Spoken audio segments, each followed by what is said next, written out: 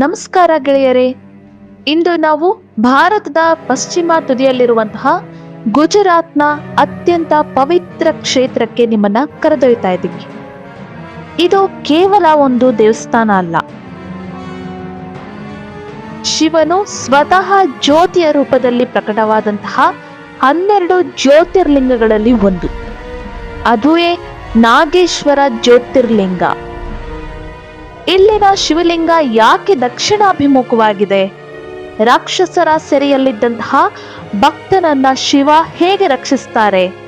ಈ ರೋಮಾಂಚನವಾದಂತಹ ಕಥೆಯನ್ನ ಇವತ್ತಿನ ವಿಡಿಯೋದಲ್ಲಿ ತಿಳಿಯೋಣ.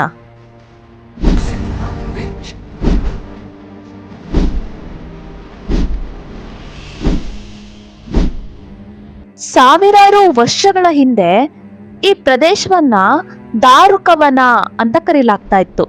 ಇಲ್ಲಿ ದಾರುಕ ಮತ್ತು ದಾರುಕಿ ಎಂಬ ಕ್ರೂರ ರಾಕ್ಷಸ ದಂಪತಿಗಳ ಆಳ್ವಿಕೆ ಇತ್ತು. ಪಾರ್ವತಿ ದೇವಿಯ ವರದಿಂದ ಈ ರಾಕ್ಷಸರು ಅಪಾರವಾದಂತಹ ಶಕ್ತಿಯನ್ನು ಹೊಂದಿದ್ರು. ಅವರು ದಾರಿಯಲ್ಲಿ ಹೋಗುವಂತಹ ಸಾಧು ಸಂತರು ಮತ್ತು ಭಕ್ತರನ್ನ ಹಿಡಿದು ಅರಣ್ಯದೊಳಗಡೆ ಸೆರೆ ಹಿಡಿತಾ ಇದ್ರು. ಒಮ್ಮೆ ಶಿವನ ಪರಮ ಭಕ್ತನಾದಂತಹ ಸುಪ್ರಿಯ ಎಂಬ ವೈಶ್ಯನನ್ನ ರಾಕ್ಷಸರು ಸೆರೆ ಹಿಡಿದು ಕಾರಾಗೃಹಕ್ಕೆ ತಳ್ತಾರೆ. ಆದರೆ ಸುಪ್ರಿಯ ಎದೆಗೊಂದ್ಲಿಲ್ಲ. ಅವನು ಜೈಲಿನ ಕತ್ತಲಲ್ಲೇ ಶಿವಲಿಂಗವನ್ನ ಪ್ರತಿಷ್ಠಾಪಿಸಿ ಓಂ ನಮಃ ಶಿವಾಯ ಮಂತ್ರವನ್ನ ಪಠಿಸೋದಕ್ಕೆ ಶುರು ಮಾಡ್ತಾನೆ. ಇವನ ಭಕ್ತಿ ಕಂಡಂತಹ ಇತರ ಖೈದಿಗಳು ಕೂಡ ಶಿವನಾಮ ಸ್ಮರಣೆಯನ್ನ ಮಾಡತೊಡಗುತ್ತಾರೆ. ಇಡೀ ಕಾರಾಗೃಹವೇ ಶಿವನ ದರ್ಬಾರಿನಂತೆ ಮಾರ್ಪಟ್ಟಿರುತ್ತೆ. ಸುಪ್ರಿಯನ ಭಕ್ತಿಯನ್ನ ಕಂಡುಬಿಟ್ಟು ಕೆರಳಿ ಹೋಗ್ತಾನೆ ಈ ರಾಕ್ಷಸ ದಾರುಕ, ಹಾಗೂ ಅವನನ್ನ ಕೊಲ್ಲೋದಕ್ಕೂ ಸಹ ಬರ್ತಾರೆ. ಆಗ ಸುಪ್ರಿಯ ಶಿವನನ್ನ ಕಾಪಾಡುವಂತೆ ಆರ್ತನಾದದಿಂದ ಕೂಗ್ತಾರೆ. ತನ್ನ ಭಕ್ತನ ಕೂಗಿಗೆ ಓಗೊಟ್ಟಂತಹ ಪರಮಶಿವ ಭೂಮಿಯನ್ನ ಸೀಳಿಕೊಂಡು ಜ್ಯೋತಿರ್ಲಿಂಗ ರೂಪದಲ್ಲಿ ಅಲ್ಲಿ ಪ್ರಕಟವಾಗ್ತಾರೆ. ಆ ಭೀಕರ ಉಗ್ರ ರೂಪದಿಂದ ರಾಕ್ಷಸರನ್ನ ಸಂಹರಿಸಿದಂತಹ ಶಿವ ತನ್ನ ಭಕ್ತರನ್ನು ಸಹ ಮುಕ್ತಗೊಳಿಸ್ತಾರೆ. ಸುಪ್ರಿಯನ ಪ್ರಾರ್ಥನೆಯಂತೆ ಭಕ್ತರನ್ನ ಸದಾ ರಕ್ಷಿಸೋದಕ್ಕೆ ಶಿವ ಜ್ಯೋತಿರ್ಲಿಂಗದ ರೂಪದಲ್ಲಿ ಅಲ್ಲೇ ನೆಲೆಸ್ತಾರೆ. ನಾಗಾಭರಣಗಳಿಂದ ಅಲಂಕೃತನಾಗಿ ಬಂದಿದ್ರಿಂದ ಈ ಲಿಂಗಕ್ಕೆ ನಾಗೇಶ್ವರ ಎಂಬ ಹೆಸರು ಬಂದಿದೆ.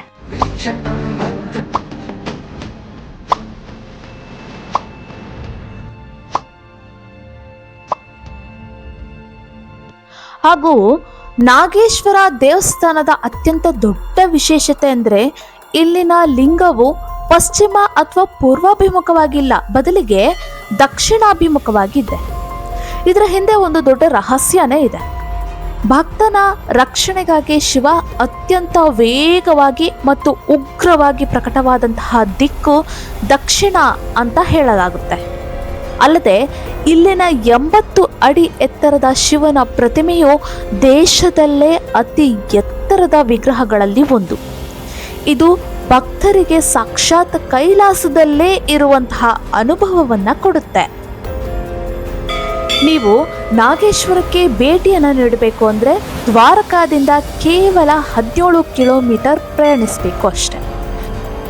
ಇಲ್ಲಿಗೆ ಹೋದಾಗ ಅಲ್ಲೇ ಹತ್ತಿರದಲ್ಲೇ ಇರುವಂತಹ ಬೇಟ ದ್ವಾರಕ ಮತ್ತು ಗೋಪಿ ತಲಾವ್ಗಳನ್ನು ನೋಡೋದಕ್ಕೆ ಮರಿಲೇಬೇಡಿ. ಜನ್ಮಾಷ್ಟಮಿ ಮತ್ತು ಶಿವರಾತ್ರಿಯಂದು ಇಲ್ಲಿನ ವೈಭವವನ್ನು ವರ್ಣಿಸೋದಕ್ಕೆ ಸಾಧ್ಯವೇ ಇಲ್ಲ. ಶಿವನ ಈ ರಕ್ಷಾ ಕವಚದಂತಹ ಮಹಿಮೆ ನಿಮಗೂ ಕೂಡ ಇಷ್ಟ ಆದರೆ ಈ ವಿಡಿಯೋವನ್ನು ಲೈಕ್ ಮಾಡಿ ಮತ್ತು ನಿಮ್ಮ ಗೆಳೆಯರೊಂದಿಗೆ ಹಂಚಿಕೊಳ್ಳಿ. ನೀವು ಎಂದಾದರೂ ನಾಗೇಶ್ವರಕ್ಕೆ ಹೋಗಿದ್ದೀರಾ? ನಿಮ್ಮ ಅನುಭವವನ್ನು ಕಮೆಂಟ್ ಮಾಡಿ ತಿಳಿಸಿ. ಧನ್ಯವಾದಗಳು.